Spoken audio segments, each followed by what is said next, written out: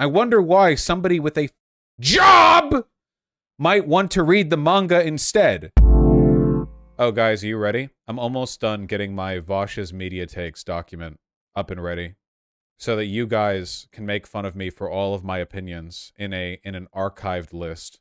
How many pages? Well, it's gonna keep getting added to with time, but like I wanted to settle on, I guess, the writing format. I need to rewrite this. Yeah, the real Vaush takedown piece. That's true. Why would you do this to yourself? Because I think I have good media takes, and I want other people to be able to look at what I've gone over and think, maybe that is good, you know? Maybe I should take a look at this. Does it include your opinions on art? I mean, this is all art. Video games, anime, TV, movies, manga, books, music. Good luck getting anything out of me in the music. Where the f is Disco Elysium? I'm trying to go in descending chronological order. Disco Elysium I played a while ago. You gave DBZ 2 stars? Yeah, because it's actually not that interesting. It's actually kind of boring. The community around Dragon Ball Z is way funnier and more interesting than Dragon Ball Z itself. Like, massively so. How the f do you have a shonen battle series where not only do power levels... First of all, they introduce power levels, and then are like, okay, power levels don't matter, but they kind of do, but they don't.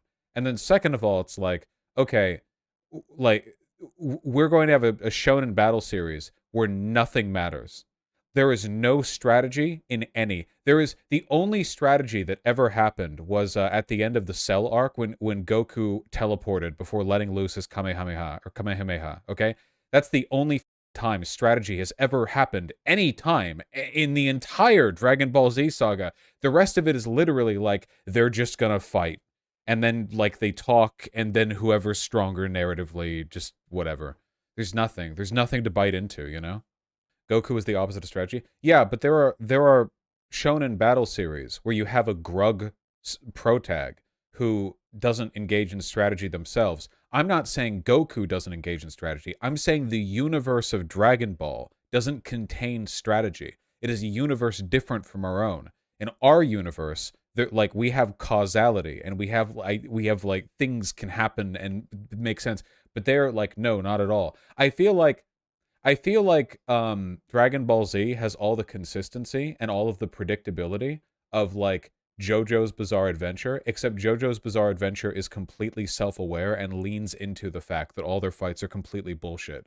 Where it'll be like, yes, you've discovered it. My stand power is that whenever you are walking on a puddle of water and you see a reflection inside of it, your left pinky curls backwards, and the pain causes you to have visions of a traumatic dream you had as a child until that dream consumes and kills you. And then the protagonist, they like fold their arms, din din din din din din, and look, and it's like, huh. I already knew that, but how can your dream affect me when I use my stand power to remove my cerebral cortex, denying me the ability to think? And they just start drooling, and the villain says, no! And then they get fly backwards as they get like hit with a punch that could derail a train, but for some reason only knocks a tooth out of them. And yeah. Yeah, the difference is that Luffy also doesn't believe in strategy in One Piece, but the universe of One Piece is actually very, like, compelling when it comes to relative levels of strength and strategy when people fight. That sounds cool as... Yeah, well, that's JoJo, you know, but...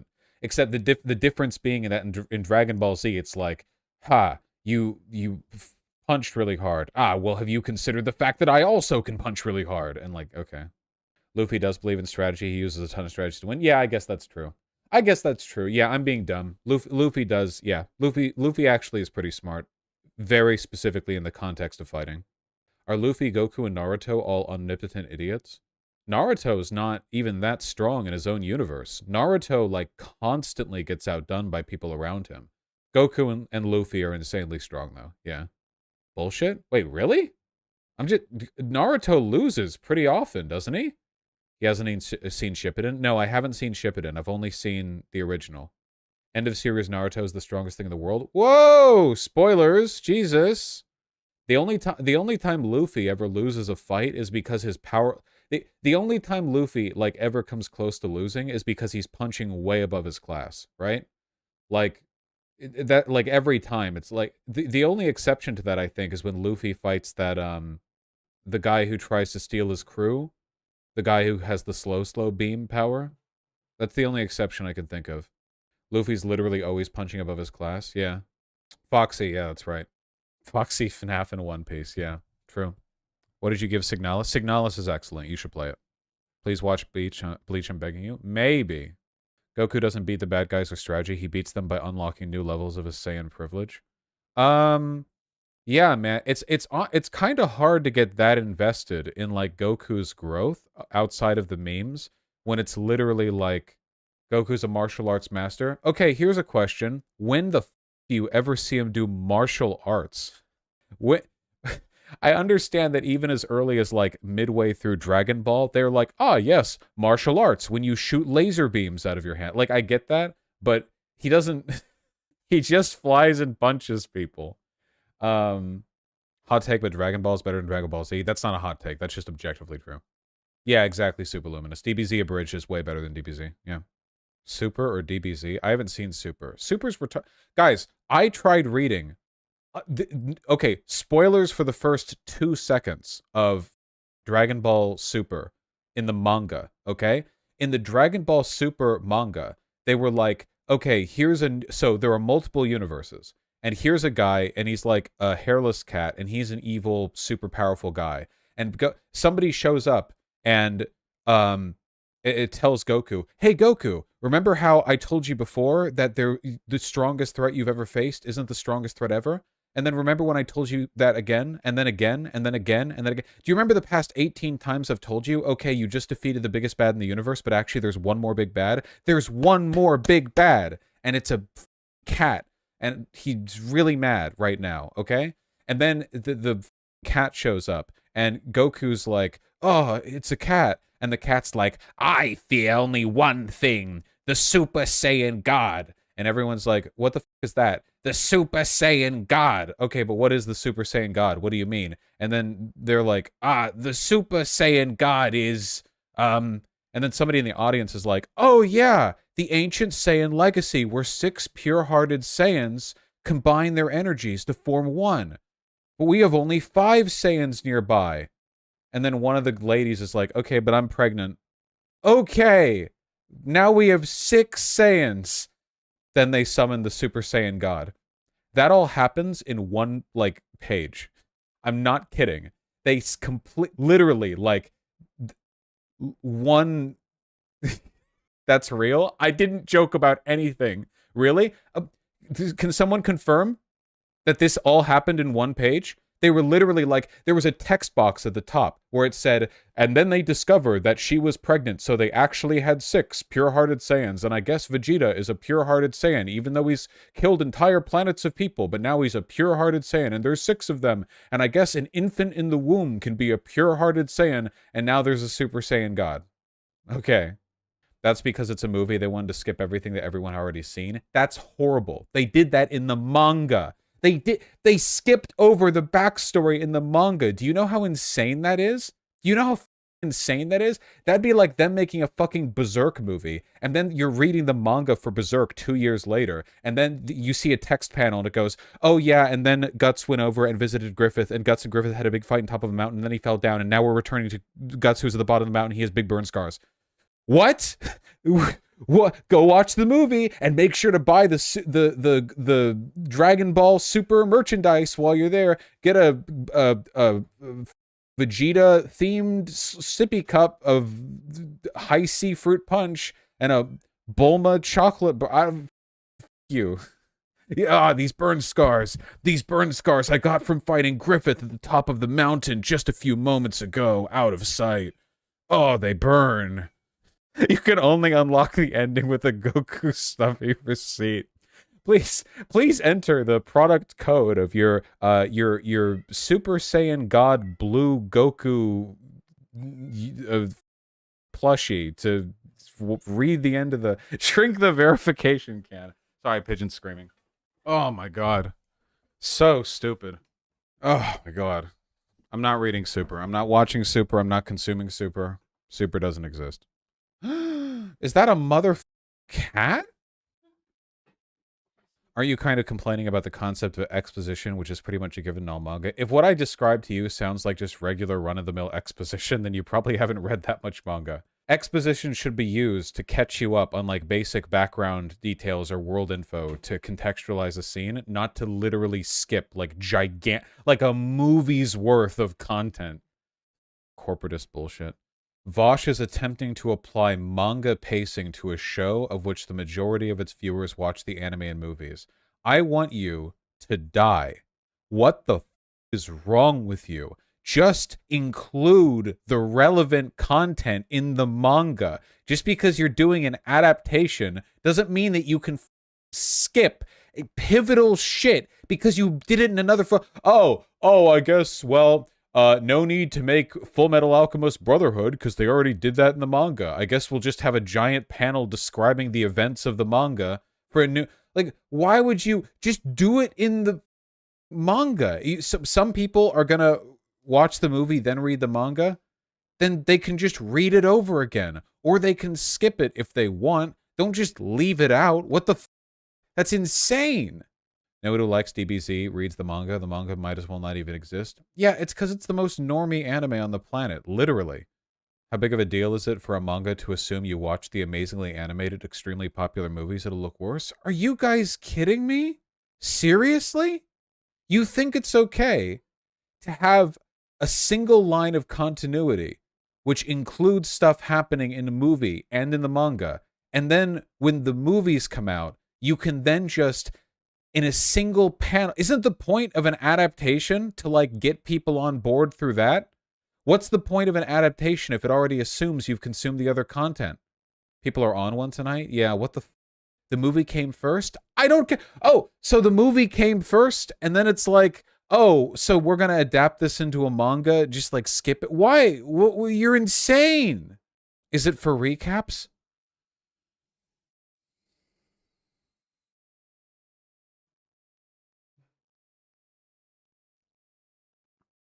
Jesus Christ. Oh my god. Massaging the muscle in the back of my neck until I die. Why would you read a manga over an anime for a piece of media that is composed entirely of action, fighting scenes, and yelling? Damn, let's find out. Dragon Ball Z episode number. Wow, 291 episodes. Damn. I wonder why somebody with a fucking job might want to read the manga instead, rather than getting last time on Dragon Ball Z. For God, it's like people who watch One Piece. Like, I see people talking about One Piece like it's a TV show. It's not, and you're stupid. It's a manga, you idiots. The pacing for the anime, I've watched some Wano arc bits for the TV show. Like many adaptations, it is lacking. It's really difficult to keep the pacing right when, unlike manga, where you can read really quick and also look at fight scenes as long as you want to, you have to, like, juxtapose these two. It's really tough to do that. Slideshow anime, yeah. Dude, the manga looks really good. You can get away with a lot more here, too. I feel like the budget of the show just doesn't allow for like, a realistic rendition of what it looks like in the manga. But it looks great in the manga, dude. Look at this shit. Look at this single one panel. Look at the composition here. I'm not joking. It looks really good. This is from Crocodile v. Luffy. It looks really good. It looks great. I'm totally sold on what's going on here. You know, you run into this problem with anime adaptations of manga, where in the manga you see single frames of, like, big, awesome battles. And then in the anime, like, they can't animate all that shit, so it looks way lamer than you imagined it looking while reading the manga, you know? That's a really common problem. It's pretty tough to never like the One Piece art style. Damn, really? That shit rocks, dude. That looks like typical generic shonen art. Are you Okay. Hold on. I can't believe you people. I hate you. It's ugly? I don't understand you guys. What's a good fight that isn't in, like, the later bit of the manga, so I'm not spoiling? I'm trying to think what the best fight is that's, like, before Alabasta. Arlong Park? Yeah, let's go way back. Why the is the first result for this a DeviantArt drawing? The composition is really good, man. They sell so much weight with... I don't know why I'm doing this. Does anyone care? No one cares. Nothing matters. No one even cares about One Piece. This is true. You do know that movies have infinitely more budget and infinitely less padding. I don't care. Include the shit in the manga. If you skip over shit like that in the manga, what you're essentially saying is that the manga is an illegitimate form of media when it comes to the consumption of that content, which means you shouldn't have made it at all. It's ridiculous. Absolutely ridiculous. You people are insane. You're insane. Classic example of your point. Oh, yeah. Guys, I really like the Dorohedoro anime, but yeah, man, sometimes you gotta leave that shit to manga. I really did it. I do enjoy the Dorohedoro anime a lot, but man, it is such a good manga. It's so good, dude. You guys should read it. Did you know it has big titties? It's a manga. You didn't... And that has officially the world's best muscle mommy. The one, the only. Noi. Facts? Yeah, she's great. I think that everyone uses that panel. This is actually my favorite panel of her. God damn. Look at this. This is crazy, man. You've got so much good shit going on here. You can tell this was drawn by a woman, okay? Because there are so many ways a guy would f this up. She's like clearly 7 feet tall and huge. Gigantic bazoingas, obviously. Critical. But she also legitimately looks good in her clothes. So good. So good, man. Here we go. Here's the height difference, guys.